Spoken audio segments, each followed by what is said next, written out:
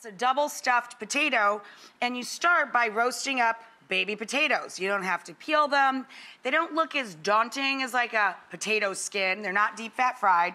So you roast the whole potato, a little bit of olive oil, salt, pepper. I just spray them down a little bit. Throw them into a hot oven until they're just fork tender. Cut them down the middle and just use the tip of a teaspoon so that you can make a little boat, a little itty bitty teeny tiny potato skin. Then we're gonna double stuff them.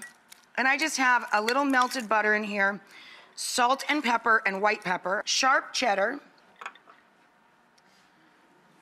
and bacon. I mean, everybody loves bacon cheddar.